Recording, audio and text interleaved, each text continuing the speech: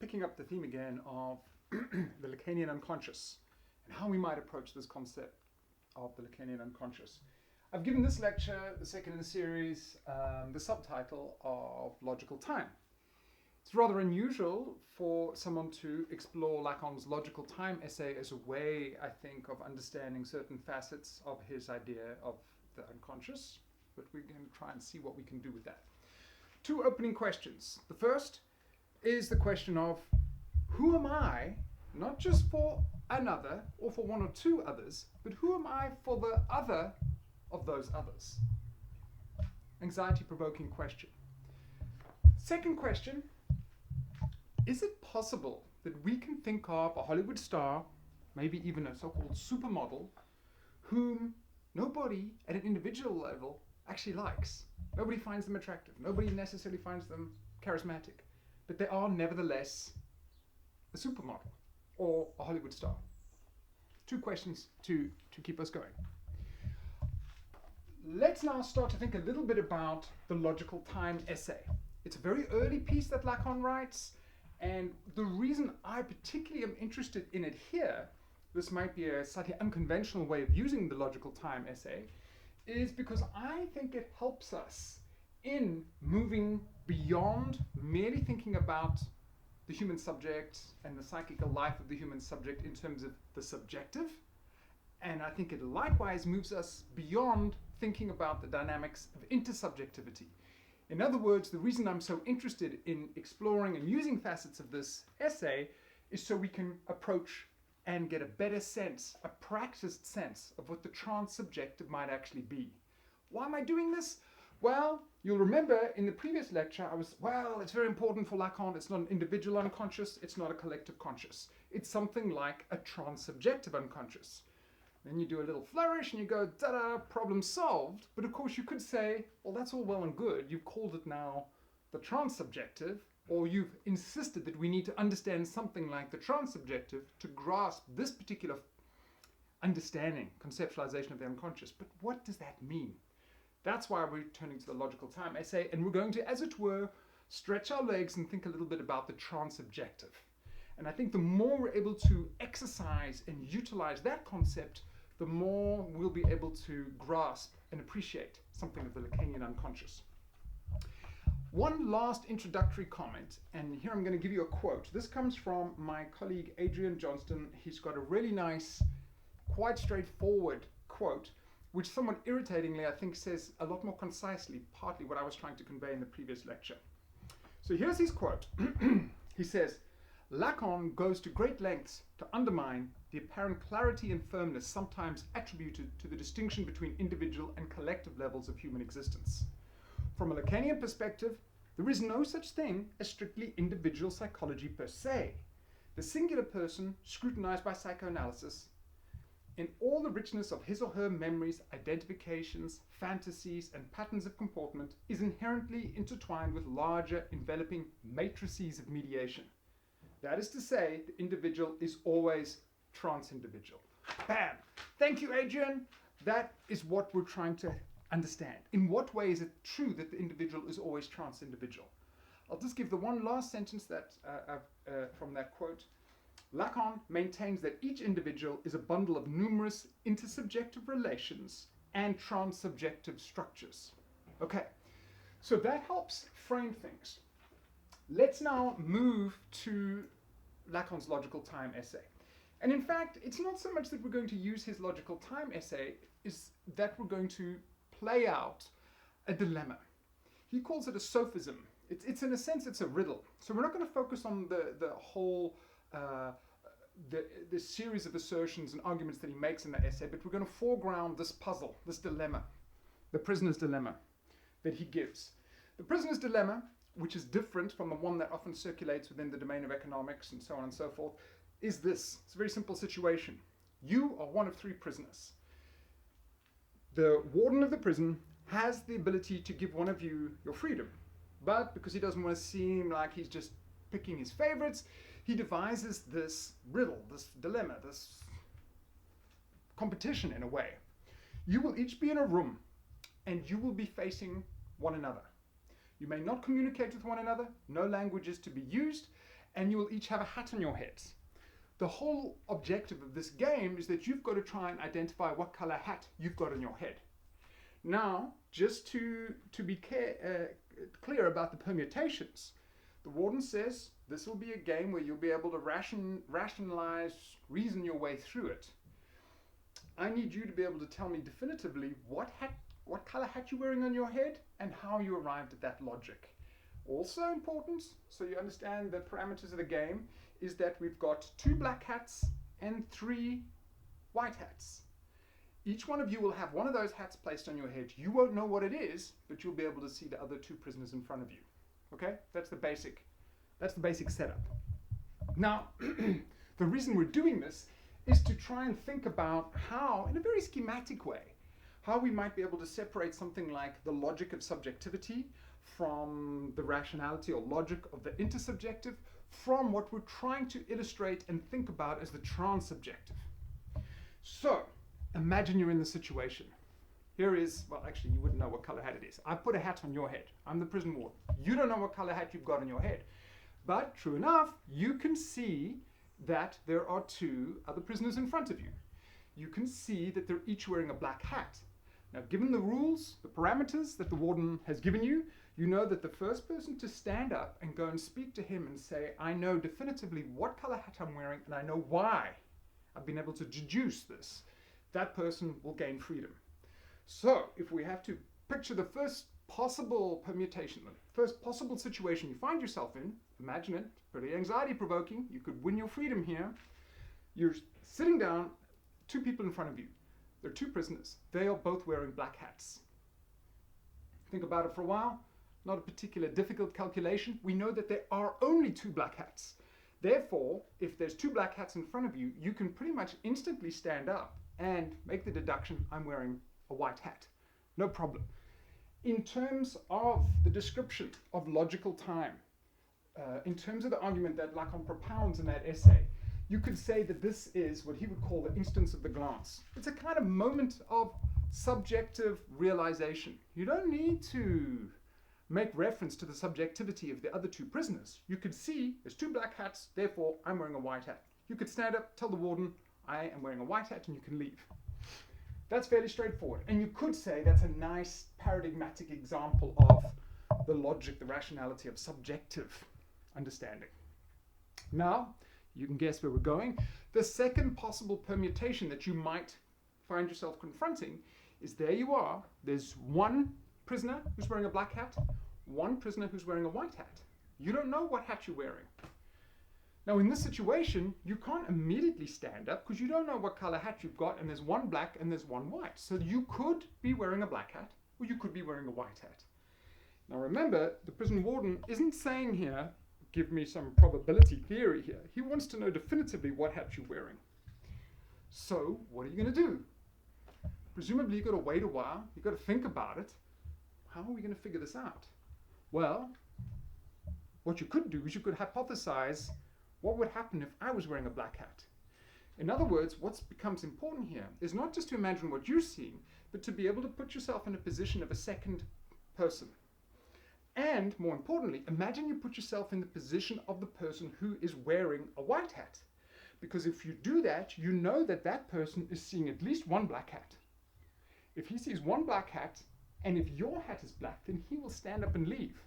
So once you've made that step of logic, you realize that you need to do 2 things. You need to put yourself, imagine what prisoner number 2 is seeing, and then you've got to wait and see if he stands up. And of course, if he starts to stand up, you've got to rush up quickly and go tell the warden, hey, I am wearing a black hat, because that guy has seen not just 1, but obviously 2 black hats, and that's why he's standing up to leave.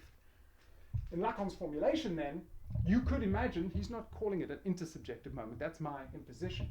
You can imagine this is a kind of, a crucial element here is a rudimentary degree of intersubjectivity. It's not just what I see in front of me, not just my subjective perception. I need to exercise elementary instance of intersubjectivity. Lacan calls this the time of understanding, emphasizing here that you do need a little bit of time to elapse. Great, we've got our 2 moments. Here things get a little bit more challenging, and this is the crucial shift in logic. This is the crucial shift because this is now how we're going to try to illustrate and think about the transsubjective. So in this third moment, you guessed it, you're sitting down, you've got one white hat and another white hat in front of you. What are you going to do? It's a little bit confusing because you can't do anything on that basis. You could be wearing a black hat and you could be wearing a white hat. It's very difficult to know in any definitive way what you're doing. Although, now that you think about it, there was a kind of rationality to how you puzzled your way out of the second situation. And in the second situation, you had to take on the position of a second person and imagine them seeing you in a third. And of course, the key there was to hypothesize just for a moment that you were wearing a black hat. So, although it seems very enigmatic and difficult, this third potential permutation, this challenge of two white hats in front of you, you can work your way through a certain type of reasoning through the problem. And let's see how we might do that. You don't know if your hat is black or if your hat is white. So let's play out the options. Let's assume for a moment your hat is black. Now, if your hat was black, then each of the two other prisoners would see one black and one white. They in turn would each hypothesize that if they were wearing black, then the other prisoner would stand up and leave. Of course, you wait, this doesn't happen. That means you can't be wearing a black hat. Now, what's important about this stage? You could argue that what you've done to try and rationalize your way out of this, it's a lot more confusing. It sounds a little bit perplexing, this third scenario within the potential permutations of the game. But you could also argue that it's the same type of logic. If I'm wearing a black hat and there's another person who's wearing a black hat, then someone will leave. If you're able to bear that in mind, if you're able to do that objective rationalization, there is an objective way out of the puzzle, right? You can get there. The crucial element here is, and this is why I think the puzzle may be instructive for the distinction we're trying to make. If you rely merely on subjectivity, your own impression, your own perceptual moment, you will not be able to solve that problem. If you involve a rudimentary degree of intersubjectivity, as we did at the second stage of the puzzle, then presumably you can kind of get your way through the second stage. But if Lacan is right by implication, it's at that third stage of the puzzle where you need to do a different type of symbolic reasoning. You need to imagine not just what a second person is seeing of you, you need to also think about what the second person is going to do in terms of what a third person might do. So, in Lacanian logic, I would call this the moment of the transsubjective. And Lacan refers to it as the moment of concluding. Okay? In other words, for him, time isn't about just a periodic differentiation, but here there's a kind of there's a kind of symbolic rationality. There's reason, there's logic. That's why it's called logical time, underpinning this. This becomes important. This becomes important because we're not talking about the merely subjective or the merely psychological. So let's just emphasize this point. I get this point from Slavoj Zizek, who, like many Lacanians, has done some intervention within this puzzle and had something to say. He, and of course I take a lot of my reading of the logical time essay from his engagement with it, but one of the points he makes is it's only at this point, at the moment of concluding, that you could say that the transsubjective logic is really working. It's prior to this transsubjective moment of concluding, we cannot speak of society proper, he argues. The threefold structure, okay, moving from just the subjective to the intersubjective to a kind of transsubjective rationality, this threefold structure is required before types of social consensus and, in inverted commas, social objectivity become possible. Actually, Zizek doesn't say that. He says that it's only when the transsubjective starts to kick in that you've got the notion of the big other being properly operative. Okay? It's only when you have the level of the transsubjective, in other words, a different level of rationality that builds upon but is not reducible to intersubjectivity. That's when the big other is operative. And of course, the very reason I'm stressing this and doing this slightly circuitous route to get there is it's only when the big other is operative you could argue that the Lacanian unconscious is also there. Now let's do that a little bit more basically. It's easy to get a little bit confused in the details of the dilemma of the hats and so on and so forth, the prisoner's dilemma. We could think about a signifier, a word. Stoopful. I just made that up. Okay, it's my attempt to make Say, for example, in your family, you don't want to use the F-A-R-T word. Okay, that's too crass, that's too vulgar. So you find another little signifier that you could use. You could say that within the general domain of the, as it were, intersubjectivity of me and my partner, or the intersubjectivity of a few of us, we say stumpf or whatever whenever there's a part. So that word works, but it's not like the big other has been informed of that word. It doesn't attain that level of what I'm called social objectivity or social consensus. Because when I go with my kids and we go to a big party, and then one of them says to the person who's bringing the drinks, whoops, I just made a stump, they don't know what that word is. So why am I stressing this? By the time language is in operation, I can get out, use this example before, at the airport in Cairo, and say to someone, let's hope that they speak English at least, could I have an apple? Never met them. That word, it signifies something. They're able to understand it. The big other, or at least the big other of English-speaking people, knows what that word means. It's no longer reducible to something intersubjective. So you could say when language functions, it's no longer just at the level of subjective, intersubjective, or transsubjective. It is at the level of the transsubjective. It's no longer reducible merely to the subjective, what I associate with the word apple, which is rather sensual and delightful for me. It's not about my subjective associations and understandings. And although I may have a code word, stump or whatever, for some significant others around me, it's only when the language functions at the level of the transsubjective that it properly functions as a signifier that the big other understands. Okay, so we got that differentiation, I hope, in place. This was a quote that I pulled out of my own book to try and reiterate again the part of the logic that we're talking about in The Prisoner's Dilemma. And I kind of like The Prisoner's Dilemma because you'll remember at the beginning of the lecture I asked the question, who am I? Not just for one other or two others, but who am I for the other of others? So here's the quote that I pulled out of my book. A twofold form of mediation. Who I am is not simply mediated by a second prisoner, as in The Prisoner's Dilemma, but by what that second hypothesizes about me via a third. That's a nice way of trying to think about the third situation, the third situation of The Prisoner's Dilemma. It's not just a single subjective mediation, it's not just the intersubjective mediation, but, to use the terms I've used here, we're dealing with a twofold form of mediation. Who I am, my identity is wearing a hat or whatever, who I am is not simply mediated by one other, that intersubjective mediation, but by what that second hypothesizes about me via a third. And that's what I'm referring to as the other of another, the other of others. It's a nice way of emphasizing that example. And I'm sorry my green chalk writing is a little bit low on the chalkboard. But let's think about this in terms of an anxiety-provoking situation. Many of us don't particularly like being introduced to a whole group of people. You go to this dinner party or something, you don't know anyone there.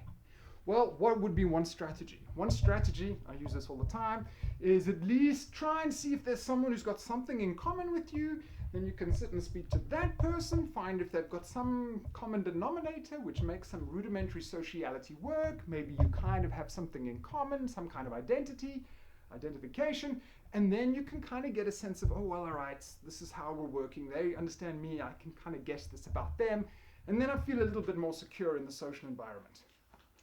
But you could say what's most provoking about those social situations is not just what one other person thinks of me.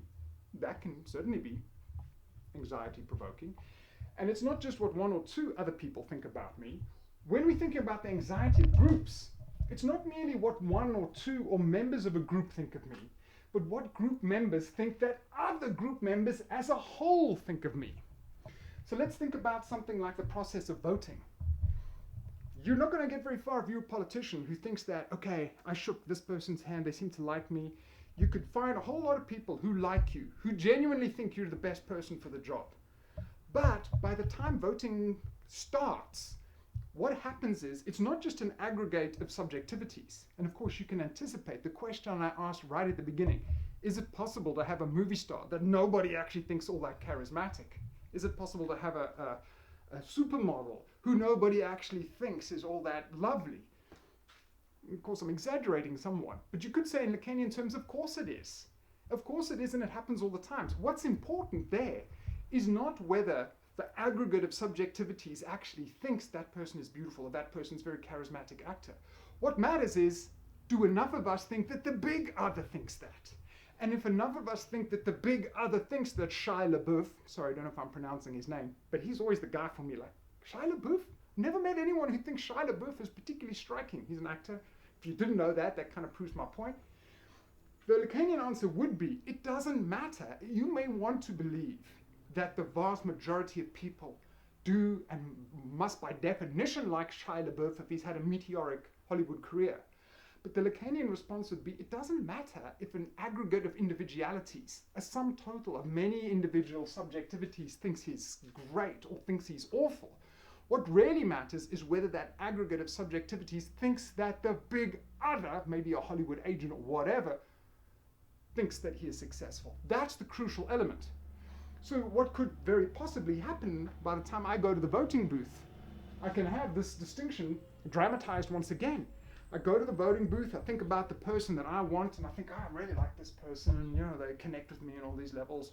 But then there's also the kind of intersubjective dimension. Well, what's my partner think of them? What do my friends think about them? These little others, these intersubjective moments will influence. But at the end of the day, you could say maybe what can eclipse what I actually think I want to do? What can eclipse or have a very important influence? Not just what I think and what my significant others around me think, but ultimately, what do I think that society as a whole thinks about this person? What do I think the big other thinks of the person's chances? I think in everyday presidential parlance, presidential politics, this is what people have in mind when they say someone looks presidential. In other words, it's not simply about whether I think someone is subjectively appealing. And yes, maybe it does help if a bunch of other people think that person is also subjectively appealing. But at the end of the day, sometimes what really carries the day is what I attribute the big other as having thought. Okay, so let's draw to a bit of a conclusion. What we've tried to do here in a kind of dramatizing, playful way is go through some of the logic that Lacan gives us in the logical time essay. And maybe playing somewhat freely, maybe exploring beyond the parameters of what Lacan does in the text itself, what we've tried to highlight is that there is, at least schematically, a difference between subjectivity, intersubjectivity, and this notion of what I've called the transsubjective.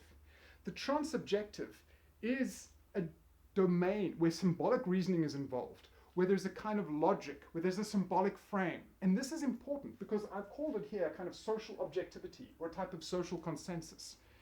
That means that you can puzzle your way out of the dilemma of the prisoner's dilemma, not merely on the basis of your subjective responses, but by using something of this kind of universal logic. In other words, the human psyche is always enmeshed, it's always entangled, it's always engaged within these transactions. What does the big other want of me? With its signifiers, with its understandings, with the ongoing hypothesizing, guessing game of what the other wants, of what is meaningful for the other. And that area, that kind of transacted engagement is the domain of fantasy for Lacan, and it is also, very importantly, the domain of the unconscious for Lacan.